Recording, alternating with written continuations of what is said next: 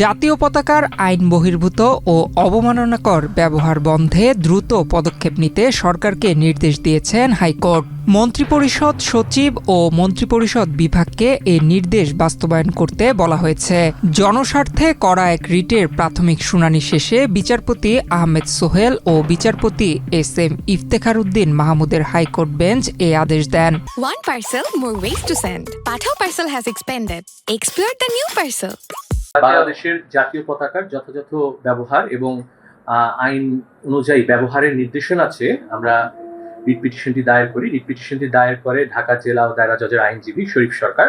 মূলত আপনারা দেখবেন যে সাম্প্রতিক সময়ে সরকারি বিভিন্ন অফিসে দপ্তরে কর্মকর্তাবৃন্দ তাদের টেবিলের পেছনে বা চেয়ারের পেছনে জাতীয় পতাকা প্রদর্শন করছে এবং তারা জাতীয় পতাকা রেখে চেয়ারের সামনে আহরণ করছে।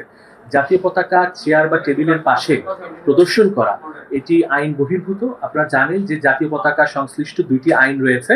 এর মধ্যে জাতীয় পতাকা জাতীয় সঙ্গীত এবং ন্যাশনাল এমব্লেম অর্ডার 1972 আছে এবং গণপ্রজাতন্ত্রী বাংলাদেশের জাতীয় পতাকা বিধিমালা 1972 আছে। এই দুইটি আইনে বলা আছে যে কিছু কিছু প্রিভিলেজড ব্যক্তিবর্গ তারা জাতীয় পতাকা ব্যবহার করতে পারবে এবং জাতীয় পতাকা কিভাবে ব্যবহার করতে হবে এটা সকল নিয়ম নীতি এই আইন দুটিতে বলা আছে। বিশেষ করে আপনারা দেখবেন যে জাতীয় পতাকা বিধিমালাতে 1972 15 ধরনের ব্যক্তিবর্গ তাদের জাতীয় পতাকা ব্যবহার করতে পারবে তাদের দপ্তরে, বাসস্থানে এবং তাদের গাড়িতে। আদালতের রুলে জানতে চাওয়া হয়েছে সরকারি কর্মকর্তা কর্মচারীদের অফিস কক্ষে চেয়ারের পেছনে বা পাশে জাতীয় পতাকা রেখে বসা কেন অবৈধ ঘোষণা করা হবে না।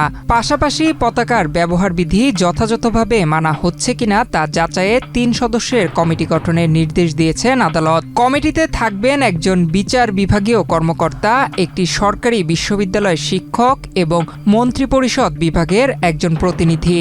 60 দিনের মধ্যে জাতীয় পতাকার ব্যবহার, এর আইনগত বৈধতা এবং নির্ধারিত মাপ ও স্পেসিফিকেশন অনুসরণ করা হচ্ছে কিনা এসব বিষয়ে প্রতিবেদন দিতে বলা হয়েছে।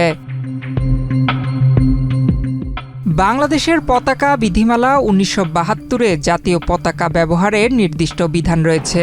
নির্দিষ্ট শ্রেণীর ব্যক্তি ও প্রতিষ্ঠানের জন্য বাসস্থান, গাড়ি ও জলযানে পতাকা ব্যবহারের অনুমতি থাকলেও সবার ব্যক্তিগত অফিস কক্ষে পতাকা ব্যবহারের সুযোগ নেই। জাতীয় পতাকা শুধু একটি প্রতীক নয়, এটি বাংলাদেশের স্বাধীনতা, সার্বভৌমত্ব ও আত্মপরিচয়ের প্রতীক। তাই এর ব্যবহারেও থাকতে হবে যথাযথ মর্যাদা ও আইন মেনে চলার বাধ্যবাধকতা। নয়ন বিশ্বাস, বাংলাদেশ প্রতিদিন।